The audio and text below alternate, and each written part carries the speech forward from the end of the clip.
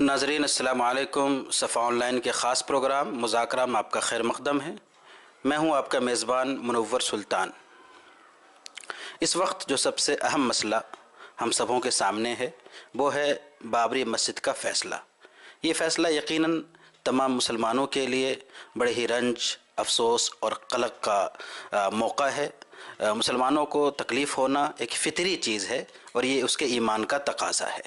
فیصلہ کیا ہوا، اس پہ مختلف انداز سے تجزیہ اور انالائسس کا سلسلہ جاری ہے۔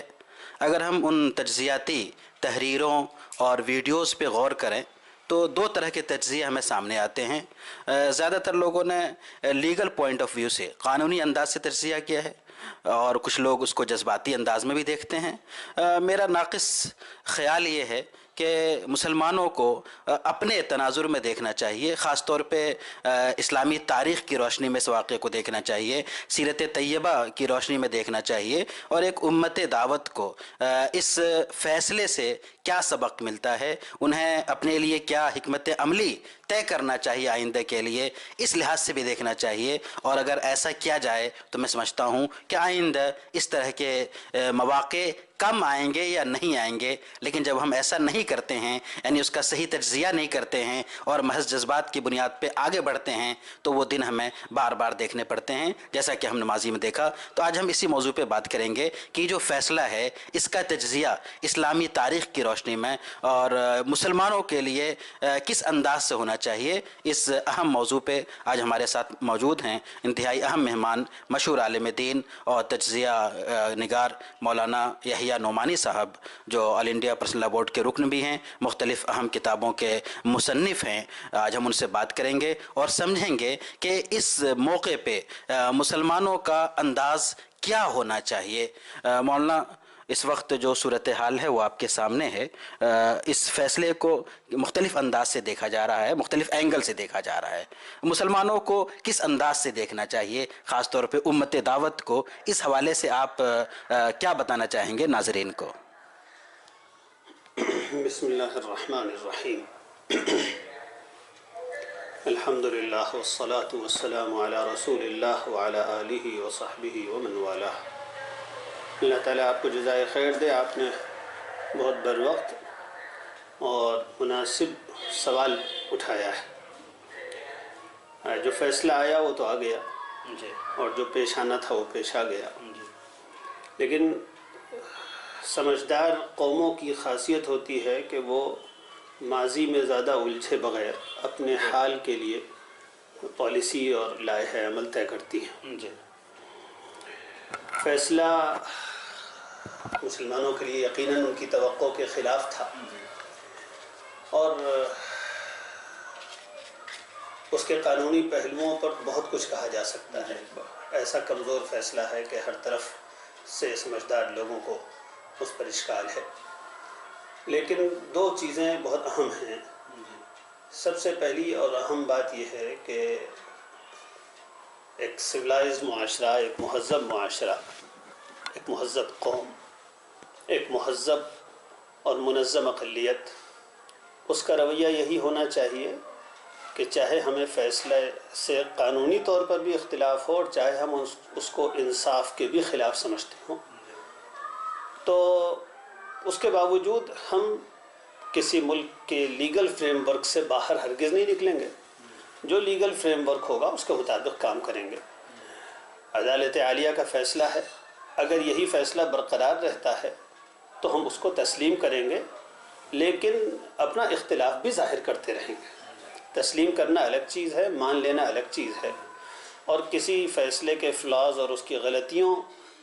پر سے متعلق گفتگو کرنا الگ چیز ہے۔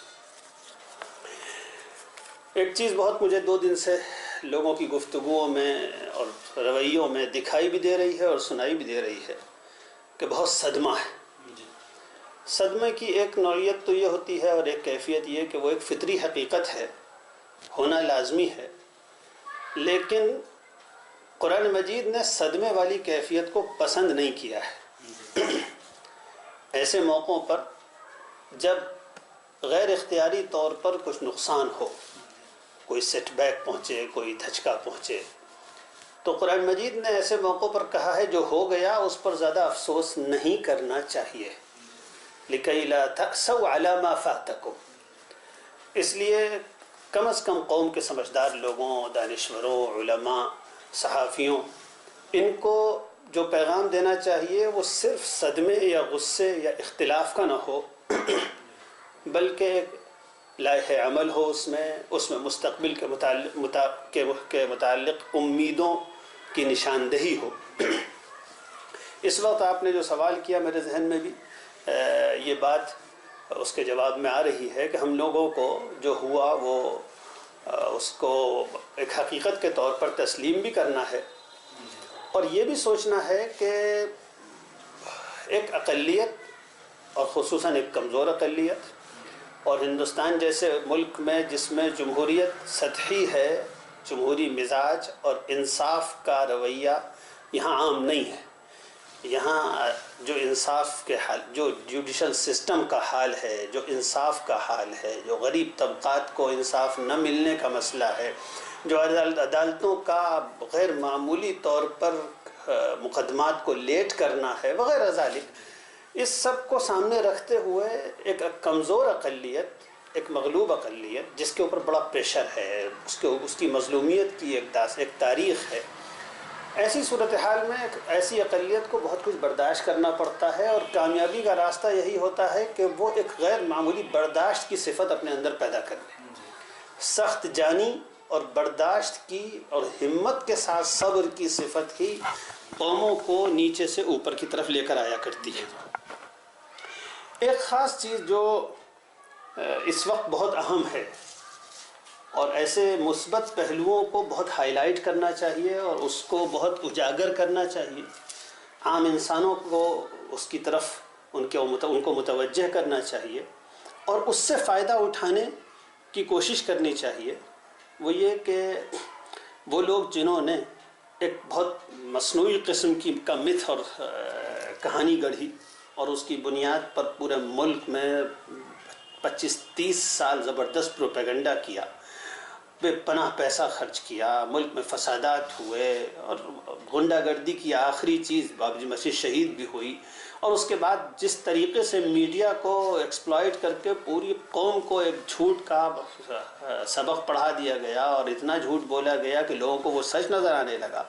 جذباتیت پیدا کی گئی، بار بار فسادات ہوئے، نہ جانے کتنی جگہوں پہ جھگڑے ہوئے، ہزارہ بلا مبالغہ 1000 سے اوپر لوگ بابری مسجد کے سلسلے کے فسادات میں شہید ہو چکے ہیں۔ ایسے نازک ماحول میں اور ایسے مشتعل کرنے والے مسئلے میں غیر معمولی مثبت نشان اور پازیٹیو سائن یہ ہے کہ آج تقریباً 36 گھنٹے ہو رہے ہیں فیصلہ آئے ہوئے، پورے ملک میں ایک غیر معمولی اطمینان، امن و امان اور ایک شریفانہ بقائے باہم کا ماحول ہے۔ میں یہ لفظ جان کر بول رہا ہوں، شریفانہ بقائے باہم، کہیں جشن نہیں منایا جا رہا، جبکہ آپ واقف ہیں کہ مفسد تنظیموں کی طرف سے باقاعدہ جشن منانے، گھر گھر دیے جلانے اور عوامی مقام پر چراغاں کرنے کی کئی دن سے اپیلیں آ رہی تھیں۔ اس کے باوجود ہندوستانی عوام نے ہم کو یہ ایک بہت غیر معمولی امید کا پہلو پیش کیا ہے کہ اس ملک کے عوام پر اور عام انسان پر بھروسہ کیا جا سکتا ہے اور یہاں کی انسانیت کو برانگیختہ کر کے اور اس کو کام میں لا کر آگے کے راستے کو طے کیا جا سکتا ہے اور اس کی مشکلات کا مقابلہ کیا جا سکتا ہے۔ میں 1-1.5 دن سے مسلسل اس کو بہت گہرائی کے ساتھ آبزرو کر رہا ہوں کہ ملک کا عام ماحول کیا ہے۔ خود بھی رات میں نکلا اور 2-1 جگہوں پہ جا کے میں نے جائزہ لیا، اور خاص طور پر جو لوگ سفر کر رہے ہیں میں نے ان سے رابطہ کیا، کئی لوگ جنہوں نے گزشتہ رات سفر کیا میں نے ان سے رابطہ کیا۔ سب سے زیادہ ملک کی نبض کا جو اندازہ ہوتا ہے وہ ٹرینوں میں، بسوں میں، عوامی اس طرح کے مقامات پر ہوتا ہے۔ کم سے کم 4 آدمی ایسے ہیں جنہوں نے گزشتہ رات اور دن میں سفر کیا، ان میں ایک ہمارے بہت عزیز مولانا مصطفیٰ ندوی صاحب بھی ہیں جو کل پورے دن سفر میں رہے، کل شام وہ گھر پہنچے، انہوں نے ٹرین کا بھی سفر کیا، بس کا بھی سفر کیا۔ چاروں لوگوں نے متفقہ طور پر یہ بات کہی کہ کسی ایک شخص کو انہوں نے اس مسئلے سے متعلق بات کرتے ہوئے بھی نہیں سنا، آپس میں بھی بات کرتے ہوئے نہیں سنا۔ یہ غیر معمولی بات ہے کہ ایک ایسے مسئلے کو جس کے ذریعے پورے ہندوستان میں آگ لگائی گئی اور پورے ہندوستان کو مشتعل کرنے میں کوئی کسر نہیں چھوڑی گئی، ہر سال ایک پورا ڈرامہ تیار رہا کرتا تھا، ایک ایسے مسئلے میں جب وہ اپنے پیک پوائنٹ پہ پہنچتا ہے تو ہندوستان کی عوام ایک ایسی سنجیدگی کا مظاہرہ کرتی ہے، تو اس سے بہت امید قائم ہوتی ہے اور یہ اندازہ ہوتا ہے کہ اگر صحیح حکمت عملی کے ساتھ اور انسانوں کے اس عام طبقے کو اعتماد میں لینے کی کوشش کی جائے تو مفسدین کا یہ گروہ جو بہت منظم ہے لیکن ہے مختصر، اس کی کوششوں کو ناکام کیا جا سکتا ہے۔ اس سلسلے میں ایک بہت اہم بات جو ضرور کہنے کی ضرورت ہے کہ یقیناً بابری مسجد صرف ایک مسجد کا مسئلہ نہیں تھی، بلکہ اس ملک میں غنڈہ راج ہوگا یا قانون اور انصاف کی حکمرانی ہوگی، اس کا ٹیسٹ تھا، اور افسوس کہ انڈین ڈیموکریسی اس ٹیسٹ میں فیل ہوئی ہے۔ لیکن اس سب کے باوجود ایک مسلمان کی حیثیت سے ہم یہ کہتے ہیں کہ ایک مسجد کا نقصان بہت بڑا نقصان نہیں ہے۔ مسلمانوں کو یہ سمجھنا چاہیے ایک مسجد کا نقصان بڑا نقصان نہیں ہے اگر اس کے نتیجے میں ملک میں مذاہب میں آپس میں احترام اور اعتماد کی فضا قائم کر لی جائے۔ یہ بڑا نقصان نہیں ہے، یہ سستی قیمت ہے اگر یہ چیز پیدا ہو جائے۔ دوسری بات جو اس موقع پہ خاص طور پر ایک ایمان والی امت کو پیغام دینے کی اور ہم لوگوں کے سب کے سمجھنے کی ہے وہ یہ کہ اس طرح کے موقعوں پر قرآن کی ایک ہی تعلیم ہوا کرتی ہے اور وہ ہے صبر۔ ہم لوگوں نے صبر کو بہت سرسری طور پر سمجھا ہے۔ صبر کا مطلب مشکلات اور ناپسندیدہ باتوں پر کو ہمت اور استقامت کے ساتھ برداشت کرنا ہے۔ صبر خوشامد پسندی، تذلل، اپنے آپ کو زمین میں گرا دینا اور مظلومیت کے لیے مسلسل تیار رہنا، ظالم کی صفائیاں دینا، صبر اس کا نام نہیں ہے۔ صبر ہمت و استقامت کے ساتھ ناپسندیدہ باتوں کو برداشت کرنے کا نام ہے۔ ملت کو اس وقت یہ فیصلہ کرنا چاہیے کہ ہم بہت حکمت کے ساتھ ملک کے حالات کی خاطر، ملک کی انسانیت کی خاطر، ملک کی عمومی فلاح و بہبود کے لیے، اپنی ملت کی بقا کے لیے اللہ کے پیغام کو انسانوں تک پہنچانے کے امکانات کو کھولنے کے لیے پوری ہمت اور حکمت کے ساتھ صبر سے کام لیں گے۔ صبر میں نہ اشتعال ہوتا ہے اور نہ غصہ ہوتا ہے اور نہ پژمردگی اور بزدلی۔ یہ بہت اہم بات ہم کو ہمیشہ یاد رکھنی چاہیے کہ صبر میں نہ اشتعال اور غصہ ہوتا ہے اور نہ پژمردگی اور بزدلی۔ ظالم کی تعریف ہرگز نہ کیجیے، میں بہت واضح طور پر یہ اپیل کرتا ہوں، ظالم کی تعریف ہرگز نہ کیجیے، ظلم کو جواز مت فراہم کیجیے، ایسا رویہ اختیار نہ کیجیے کہ حقائق مشتبہ ہو جائیں۔ ہمیں موجودہ صورتحال کو تسلیم کرنا ہے، امن و امان کو برقرار رکھنا ہے، بھائی چارے کو برقرار رکھنا ہے، لیکن حق بات کہتے رہنا ہے۔